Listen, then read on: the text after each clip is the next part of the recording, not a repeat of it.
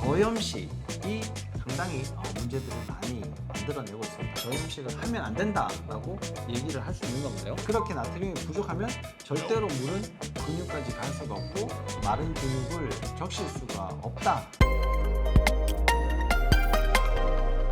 안녕하십니까. 아프지 마쇼의 닥터 준스 김준영입니다. 안녕하십니까. 아프지 마쇼의 닥터 준스 조준호입니다.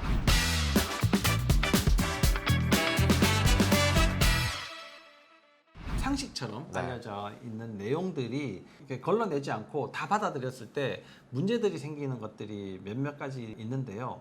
그 중에 저염식이 상당히 문제들을 많이 만들어내고 있습니다. 특히나 섬유 근육통 환자가 저염식을 했을 때에 생기는 여러 가지 문제들에 대해서 오늘 이야기들을 해보도록 하겠습니다.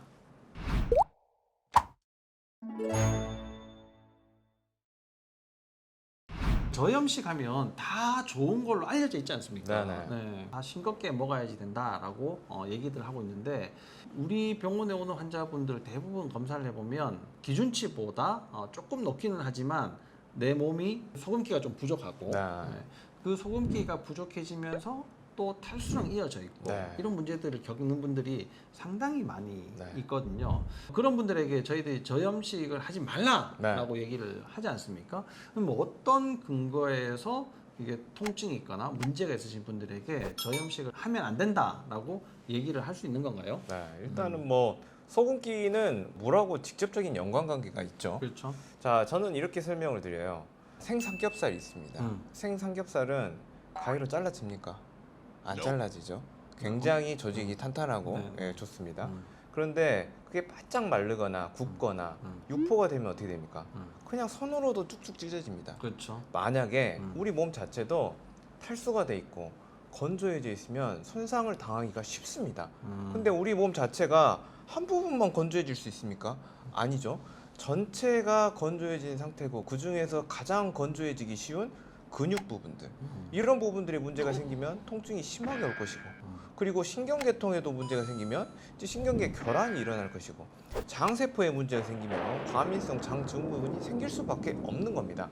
그래서 이분들이 아프다고 진통제를 먹은다고, 또 장이 안 좋다고 뭐 위장약을 먹은다고 해서, 또 우울하다고 항우울제를 먹은다고 해서 탈수가 교정이 됩니까?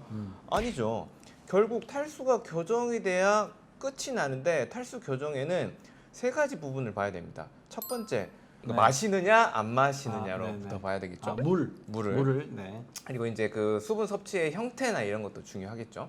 근데 실제로 또 뭐 여쭤보면 또 건강 관리를 굉장히 열심히 하기 때문에 충분한 양을 또 드시는 것 네, 같아요. 보통 뭐 2리터, 3리터 마셔요. 그죠? 뭐 이렇게 이제 자신 있게 네. 말씀들을 하시죠. 두 번째는 그럼 뭘 봐야 되냐? 내가 먹지만 그게 과연 내 세포로 들어오느냐를 따져봐야 됩니다. 말하자면 한강에는 지금 물이 넘쳐나는데 우리 밭에는 물이 한 방울도 안 오는 겁니다. 이렇게 끌고 들어와야 되는데 그 끌고 들어올 때 이 나트륨이나 이런 미네랄들이 물을 같이 끌고 들어오는 거죠.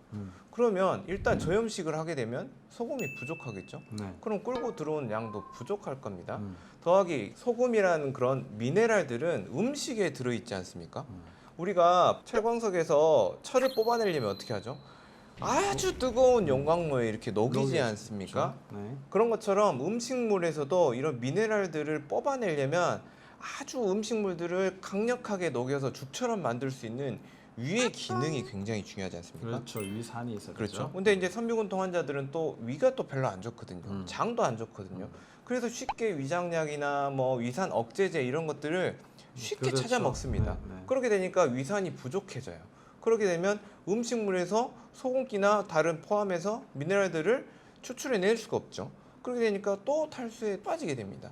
그 일련의 과정들이 만들어지면서 우리 몸 세포는 건조해지고, 건조해지니까 염증이 생기기가 쉽고, 염증이 생기니까 근육이 생기면 관절염, 뭐 장에 생기면 장염, 기관지에 생기면 기관지염, 혈관에 생기면 혈관염이 생기는 겁니다. 그래서 우리가 저염식을 과거에 보면 뭐 미덕처럼 이야기를 하지만 이제는 좀 바뀌어야 되고, 그러면 아무 소금이나 먹어야 되냐?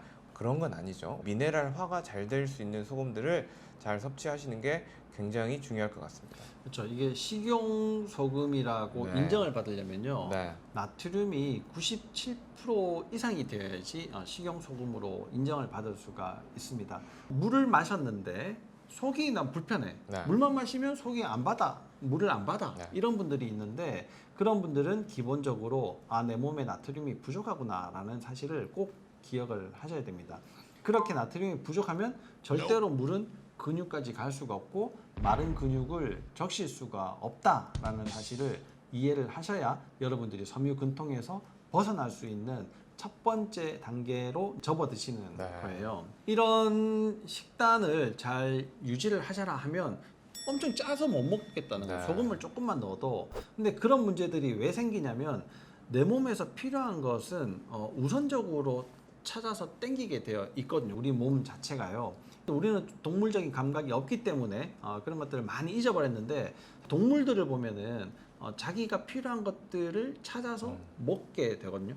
사자가 풀을 뜯어 먹어요. 이건 있을 수 없는 일이잖아요. 근데 어떤 상황이 되면 사자가 풀을 먹고 토한다든지 네. 개도 흔히 그런 일들을 하는데 풀을 먹고 토하기 위해서 그렇게 이제 먹는 경우들이 있거든요. 사람만 그런 능력이 많이 떨어져 있다. 근데 본능적으로 우리가 소금이 필요하면 소금을 먼저 땡기기 때문에 그 짠맛이 남들은 다 싱겁다고 하는데 자기 혼자 네. 짜게 느껴지는 거예요. 그렇게 느껴지시는 분들은 천생이 저염식을 하는 몸으로 태어난 게 아니라 이미 내 몸이 너무 싱겁게 되어 있다. 네. 이런 사실을 꼭 기억을 하셔야 됩니다. 근데 이런 분들이 억지로 2리터, 3리터 물을 마시지 않습니까? 네, 네. 마시면 또 어떻게 되냐? 안 그래도 내 몸이 맹탕인데 맹물을 마셔요. 맹물을 마시면 더 맹탕으로 만듭니다. 근데 세포 입장에서 보면 요 세포라고 하면 이 바깥에는 나트륨이 있어야지 되고요. 이 세포 안에는 포타슘이라고 하는 칼륨이 있어야지 됩니다. 이 주변 환경이 잘 조성이 되어 있어야지 되는데 나트륨이 부족한데 물을 더 타버리니까 어떻게 해요? 물을 버려내야지 그렇죠. 되거든요. 국물을 쫄려야지 되거든요. 그러니까 소변을 보게 돼요. 자꾸. 예, 근데 소변이 맹탕이 나가는 게 아니거든요. 네. 소변을 버릴 때 또 나트륨을 같이 내보내게 됩니다. 물론 나트륨을 재흡수하는 그런 기능들이 있긴 하지만 워낙에 적기 때문에 네. 일부는 또 빠져나가게 된단 말이에요. 네. 아무리 잘 흡수를 한다 하더라도. 왜냐면 내가 들어온 것보다 손실은 조금이지만 계속 있게 네. 되고 물은 계속 맹탕으로 만들고 있고 병은 점점 더 깊어가고 그렇죠. 통증은 심해지고 잠은 안 오고 네. 물을 많이 마시니까 새벽에 또 계속 화장실에 가고 이게 악순환이 계속 이어지면서 점점 고통의 나락으로 빠져버리게 되는 거예요.